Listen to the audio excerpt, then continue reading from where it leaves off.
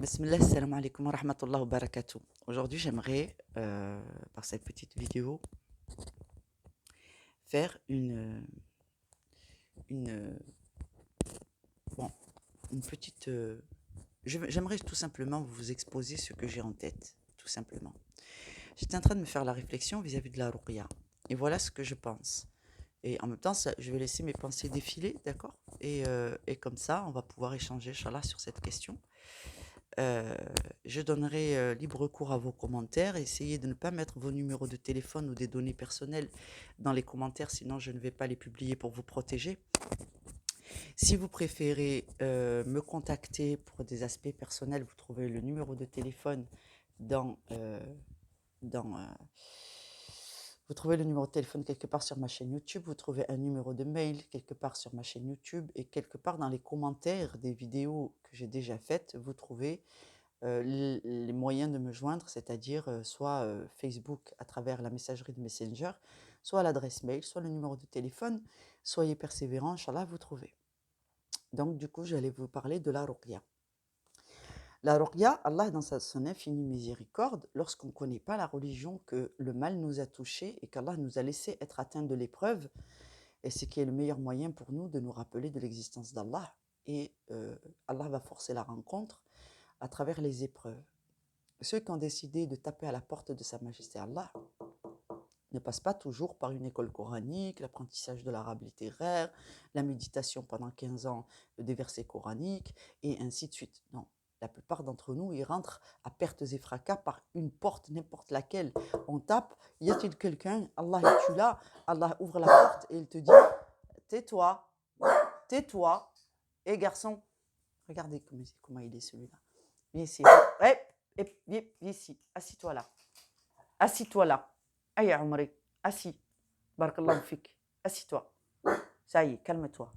La ilaha illallah. Bismillah ar-Rahman ar-Rahim. Non, il n'y a personne. Il n'y a personne. C'est moi. J'ai oublié. Pardon, je ne dois pas taper. Ça y est, tu te calmes.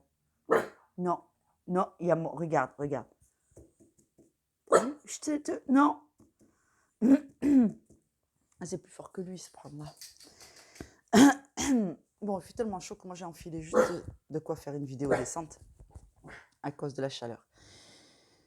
Donc, je vous disais, quand vous êtes dans l'épreuve, vous arrivez à perte et fracas, éclater comme ça, dire y a-t-il quelqu'un pour me sortir de cette situation inextricable? Et vous savez qu'Allah mène les gens qui sont dans l'égarement, dans l'ignorance, qui sont distraits, qui prennent la vie présente pour amusement, distraction ou jeu. Donc voilà, on est là pour croire qu'il faut vivre sa best life, ainsi de suite. Allah nous donne une autre définition de ce que c'est que la best life, d'accord? La best life, c'est d'avoir réussi à rafler toutes les récompenses de la vie future, tous les statuts de soutien de soutien de Sa Majesté Allah, l'amour d'Allah dans ce monde, le bon comportement, d'avoir réussi de se construire en tant qu'homme ou en tant que femme à travers les valeurs qui vont vous guérir, vous renforcer, faire de vous des gens vraiment laïberk, d'une belle nature, des vrais humains, quoi, en somme, d'atteindre un vrai statut d'humanité et de vous purifier. C'est ça la best life. La vérité, c'est que c'est ça la best life. Tout le reste n'est que distraction et des freins à l'éducation, l'expansion de l'âme, l'assurance. Il y a des gens qui vont traverser toute leur vie en se disant j'ai toujours eu peur de tout, j'ai jamais réussi à atteindre l'assurance que je voulais avoir, que je suppose chez les autres. Mais en réalité, il y a des gens, on leur suppose une assurance, en réalité, ils ont confiance en Allah. Dans leur système de valeurs qui est directement attenant à Sa Majesté Allah, ils ont une croyance, une aqidah inébranlable. C'est la seule vraie confiance en soi qui est inébranlable. Tout le reste n'est qu'une construction de l'orgueil ou de l'ego. Ça s'effrite. Ce sont des choses qui sont variables. Quand ton clan est avec toi, tu te sens puissant, puis quand demain tout le monde te trahit, tu te sens comme un chiffon, tu te sens lessivé, à proprement dit. Quand ta femme t'aime, tu te sens comme l'homme le plus aimé du monde, et puis hop, demain elle part avec le facteur et tu te sens comme l'homme le plus idiot qui soit d'avoir cru qu'elle t'aimait vraiment sincèrement d'un amour invariable. Donc, il n'y a qu'Allah qui peut aimer d'un amour aussi invariable, mais pas que lui. Il y a aussi les gens qui craignent Allah et qui aiment Allah, qui ont développé cette capacité d'amour et de fidélité auprès d'Allah. Et Allah nous enjoint, lorsqu'on a réussi à développer une telle relation avec Allah, de continuer à aimer les gens pour Allah, ou à les prendre pour ennemis pour Allah, de façon à ce que vous soyez protégés, que vous n'ayez pas trop investi de vous-même dans vos relations, que vous préférez le plus gros de vos relations, vous l'investissez d'abord dans la relation Allah, et ensuite dans la relation aux hommes, ce qui reste. Donc ce qui fait que quand tu vas honorer ton mari, tu vas le faire pour Allah. Quand ton mari va t'honorer, il va le faire pour Allah. Parce que la plus grande crainte qui leur vaut, la plus grande assurance en tant qu'époux, et leur système de valeurs en tant qu'époux, ou en tant qu'épouse, ou en tant que frère, ou en tant que sœur, ou en tant qu'enfant, c'est de ne pas décevoir Allah. C'est de ne pas perdre l'amour d'Allah. C'est de ne pas attiser la colère d'Allah. Et croyez-moi que cette crainte fait les hommes et leur qualité. Il fait aussi leur fidélité, leur droiture. La meilleure personne dans ce monde, c'est celle qui craint Dieu. Tu marches dans la rue, tu rencontres quelqu'un qui n'a ni foi ni loi, il a envie de s'amuser, il s'ennuie, il lui manque du sel et du poivre dans la vie. Tu vas lui demander ta direction, toi tu joues ta vie, tu as un train à prendre, tu as un rendez-vous super important. Tu vas lui demander, excusez-moi, est-ce que vous pouvez me donner la direction, je suis en retard, c'est très urgent, il ne faut pas que je rate mon train, et ainsi de suite. Et lui, pour s'amuser, parce qu'il ne craint ni de perdre l'amour d'Allah, ni de ni d'attiser la haine d'Allah, parce qu'il s'en fout. Et en même temps, il a envie de mettre un peu de piment dans sa vie, il a envie de rigoler, et il va te donner une mauvaise direction. Et tu auras mis toute ta vie entre les mains de quelqu'un qui n'a ni foi ni loi, et les conséquences pour toi elles seront dramatiques. Et que cette personne, elle n'est absolument pas fiable d'aucune façon.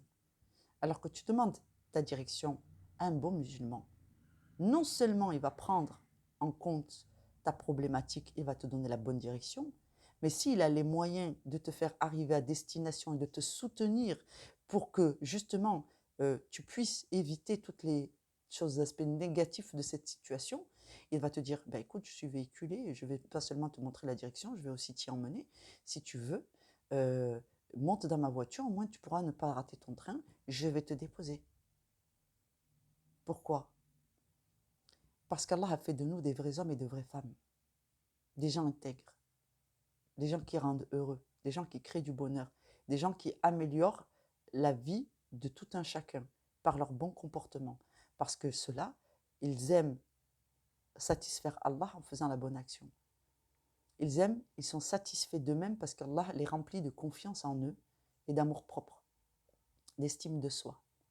Lorsqu'on est serviable envers Allah et qu'on facilite le chemin de la piété, ensuite il va se passer quoi? La personne croyante, pratiquante, a aidé. Cette personne, elle va se sentir reconnaissante. Et tu auras apporté dans son cœur du bonheur et de l'apaisement. La confiance dans le fait que Allah pourvoit. Donc, il est important pour que les gens ne se leurrent pas lorsque vous faites quelque chose pour Allah, de le préciser.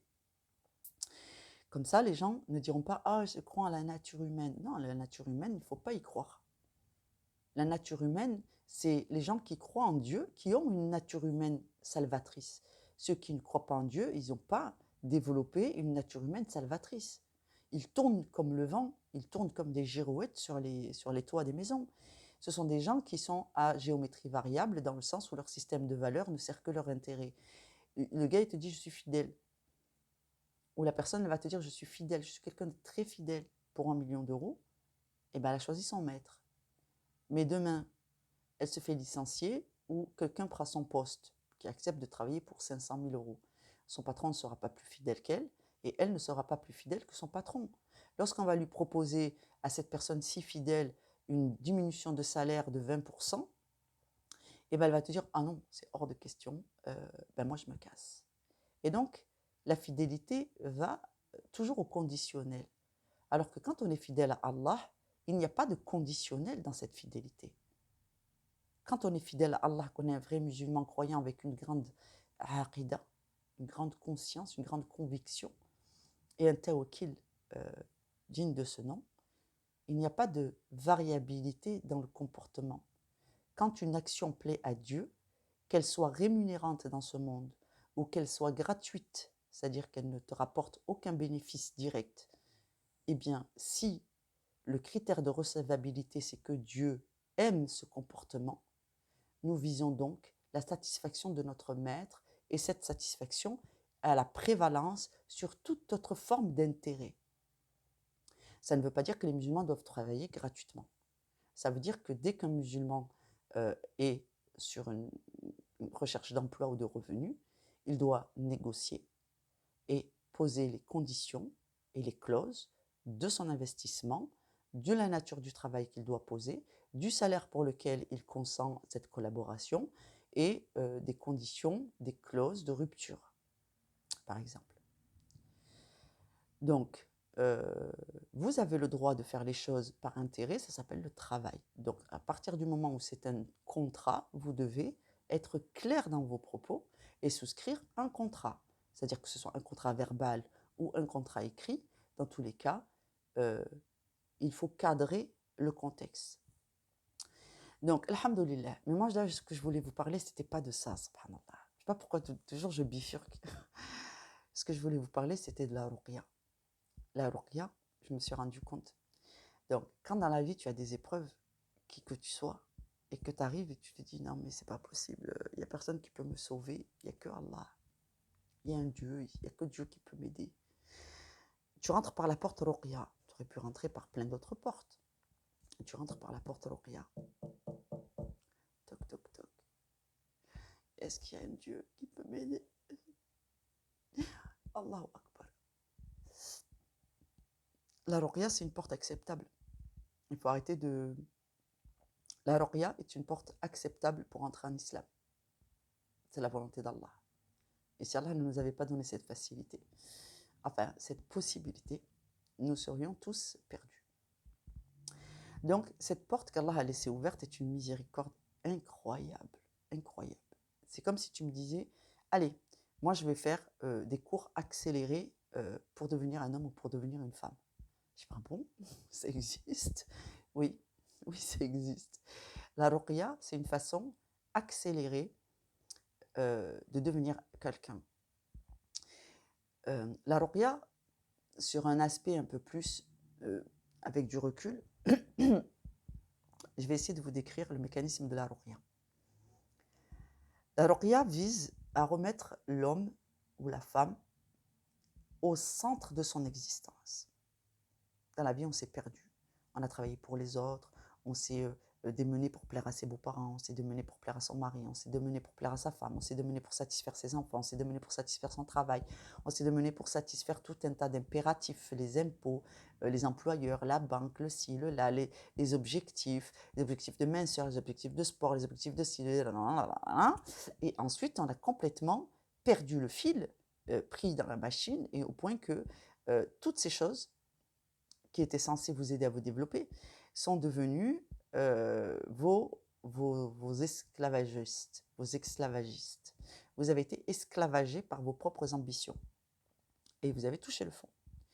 Et vous avez touché le fond, mais parce qu'il y a aussi d'autres forces extérieures dans l'invisible que vous ne voyez pas. Il y a aussi le fait que plus vous vous détournez d'Allah, et plus Allah se détourne de vous progressivement.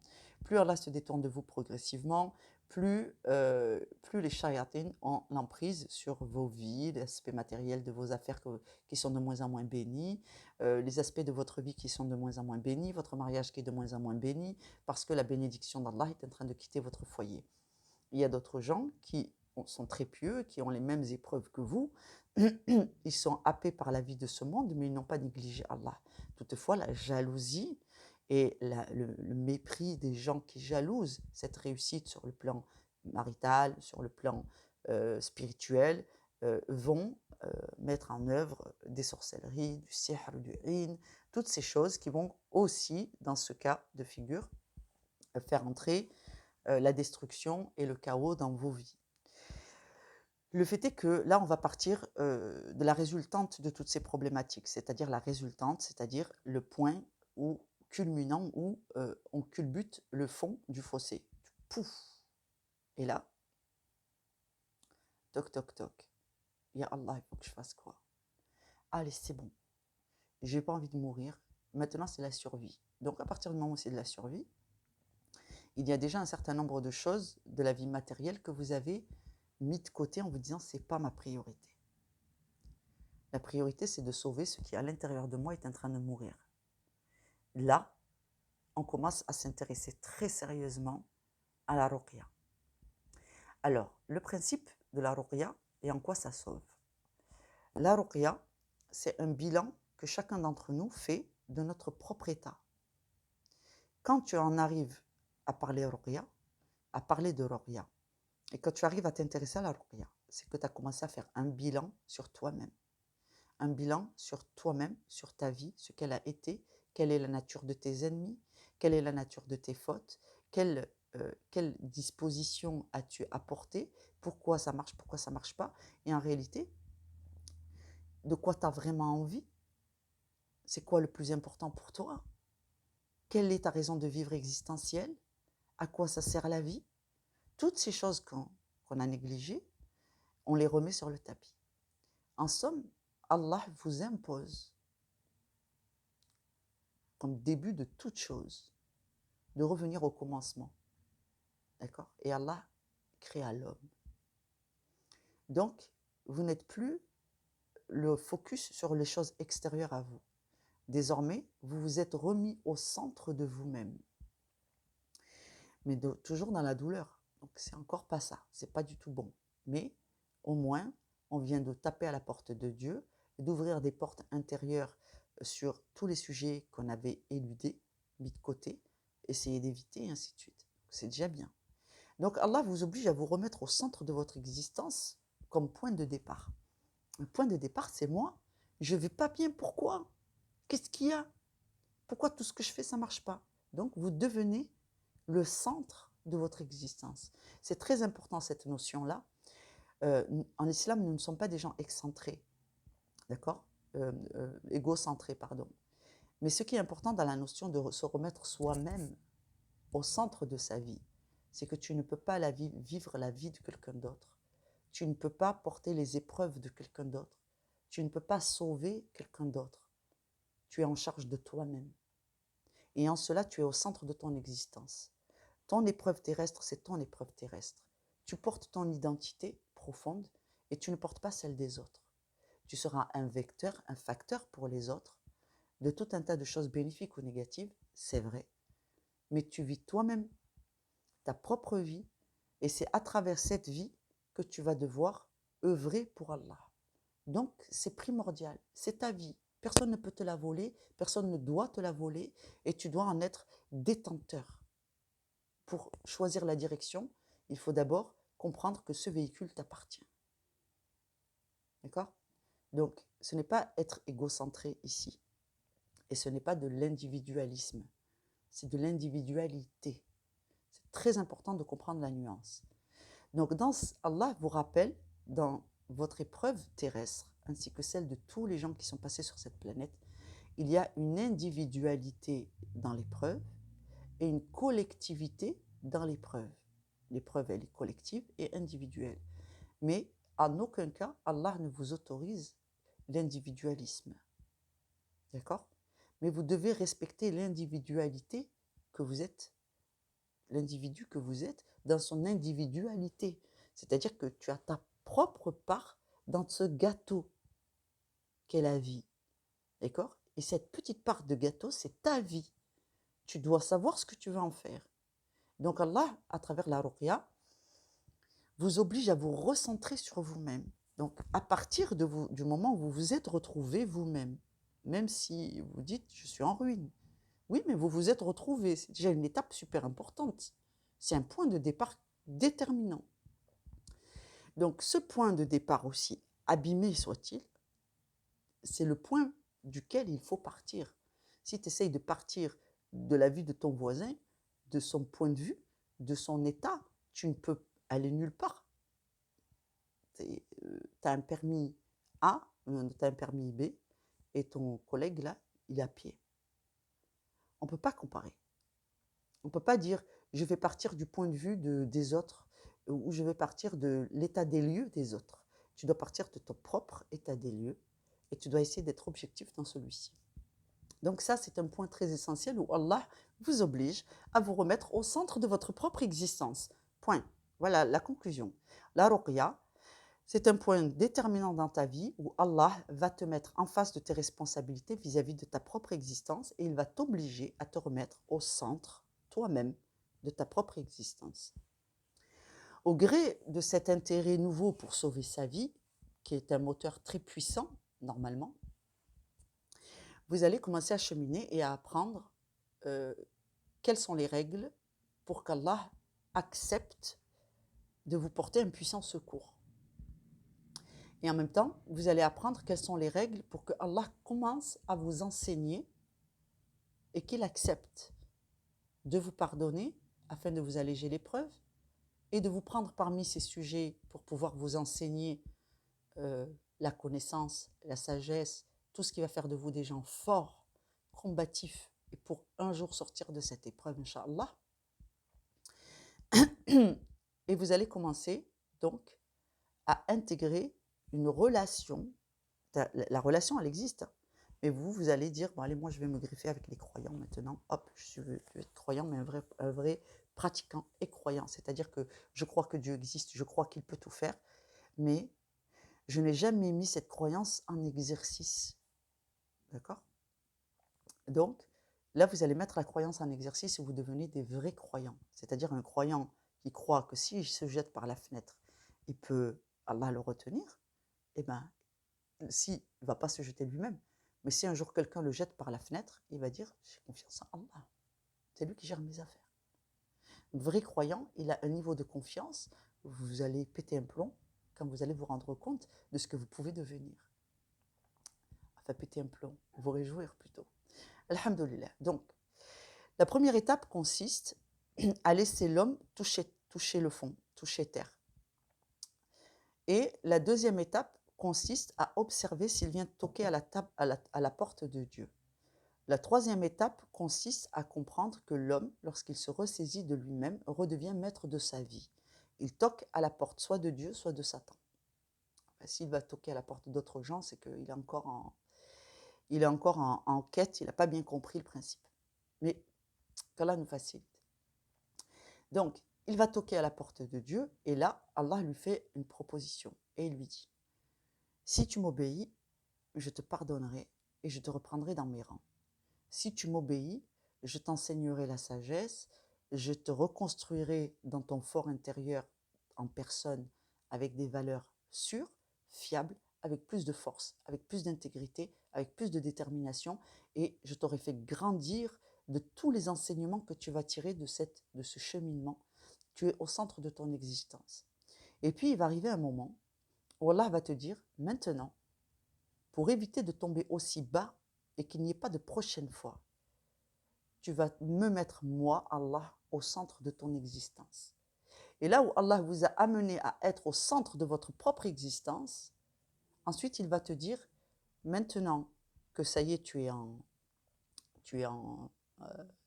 recommencé à être en rotation, tu fonctionnes, tu tournes rond, tu vas t'excentrer un petit peu et tu vas me mettre au centre de ton existence.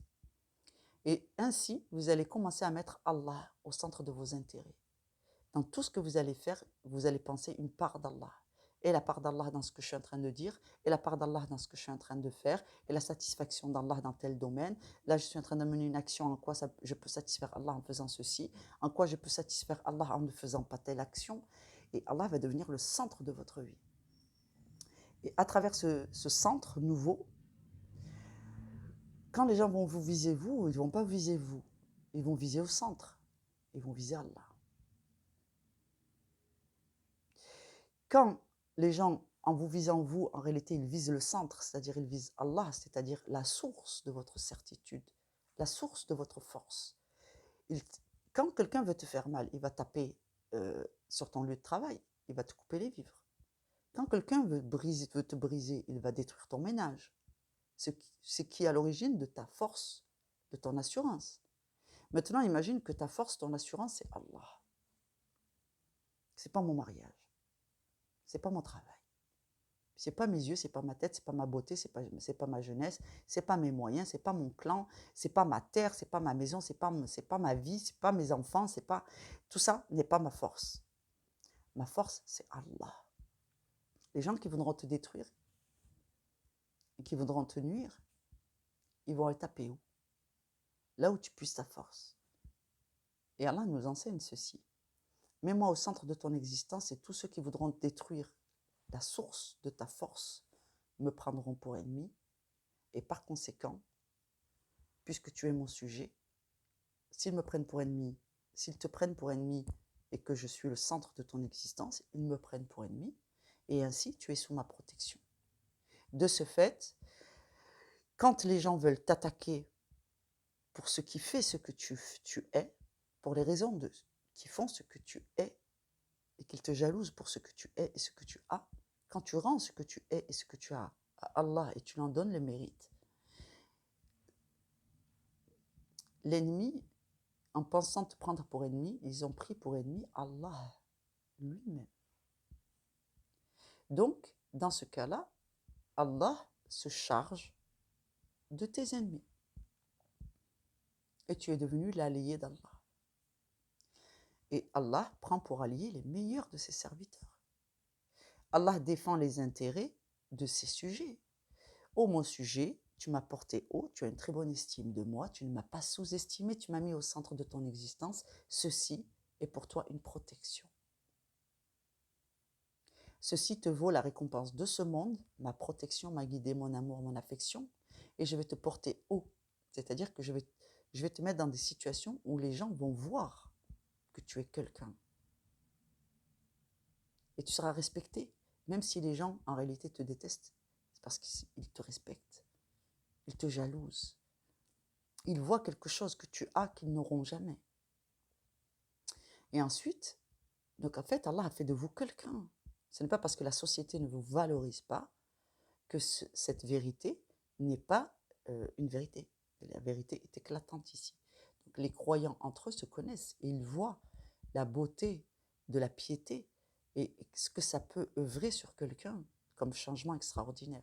Sans oublier qu'à travers la piété, il y a la guérison, l'amélioration, la garantie de ressources, la garantie du bonheur, la garantie de la quiétude, de la tranquillité, de ne pas mettre dans le champ des priorités des choses comme les conflits au travail. Si ce n'est pas ce travail, Allah t'en donnera un autre. Ça aide à relativiser, ça donne une confiance et une décontraction que la plupart de nous ont oublié. Parce que nous avons oublié et nous avons commencé à sous-estimer Allah et à se surestimer, nous, dans les actions de la vie courante. Donc la ruqya vise à, et c'est une très belle porte d'entrée je trouve, à vous amener à comprendre, à connaître, à apprendre le langage avec lequel on s'adresse à Sa Majesté Allah, qui lui-même va assurer désormais le relais. Ce n'est plus vous qui êtes en charge de vous-même, dans le sens de porter la majorité de vos épreuves et de vos fardeaux, c'est Allah.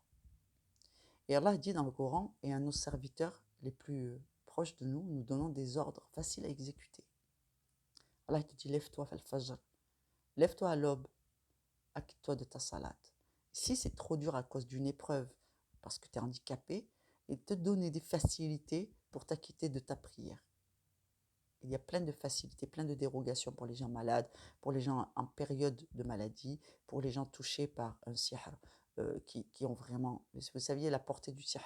Des fois, ce que ça peut infliger aux gens, vous seriez surpris de savoir que pour eux, dans des cas de difficulté comme ça, où ils ont l'impression que leur corps, il pèse 200 000 tonnes, ils n'ont pas du tout d'énergie, ils ont du mal à se lever, à mâcher, c'est fatigant. Ils ont l'impression d'être des vieilles personnes dans des corps qui ont l'air de l'extérieur jeunes. C'est le sihr qui fait ça. Et donc, c'est devenu un problème de santé en réalité. Donc, ces gens-là, les dérogations pour les gens qui prient, qui sont malades, s'appliquent à eux. Mais personne ne le leur enseigne. On a tous des niveaux d'exigence incroyables. Pour ce qui est de notre religion, alhamdoulilah, c'est une qualité, mais essayez de trouver l'équilibre et de ne pas vous surcharger. Allah il dit que Allah ne surcharge pas ses serviteurs. Donc, il y a des dérogations, utilisez-les.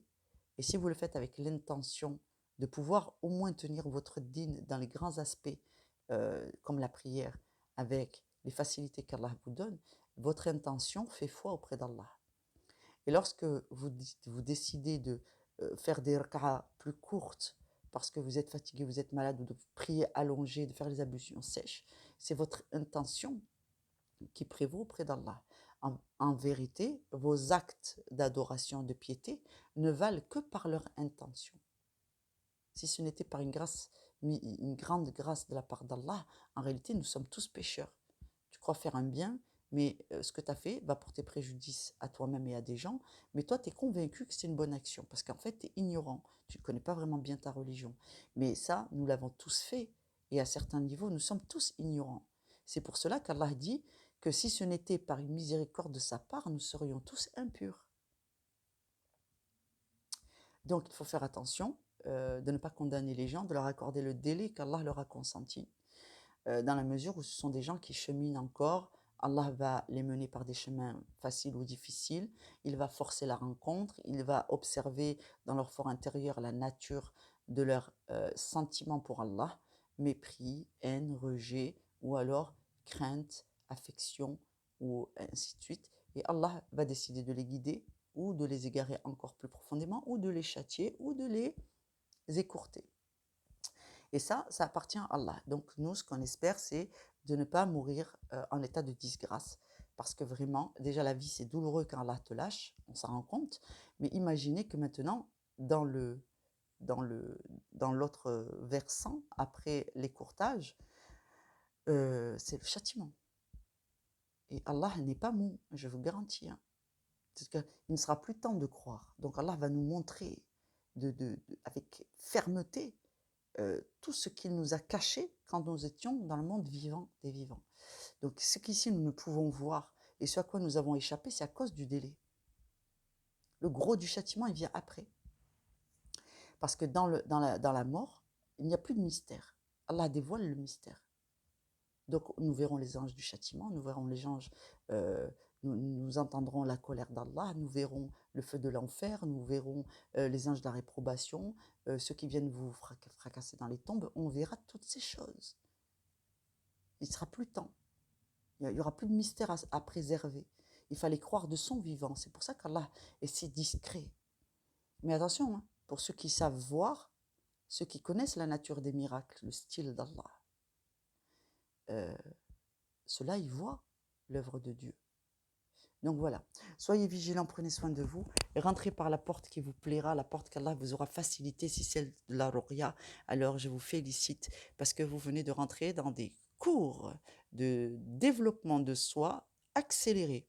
Vous allez devenir quelqu'un en moins de 5 ans, alors que vous avez passé toute une vie à chercher qui vous êtes. Assalamu alaikum wa rahmatullahi wa barakatuh. Il y aurait encore plein de choses à dire sur l'attraction et la répulsion d'Allah qui vous fait graviter dans la périphérie d'Allah, un peu comme le soleil et la terre ont des attractions sur la lune et qui permet à la lune de se maintenir à sa place dans son, dans son, dans son rayon, et qu'elle est magnifique, si belle à regarder, et que tout le monde peut en profiter parce qu'elle rayonne, elle brille, elle est magnifique, et en même temps elle est tellement utile à notre système solaire.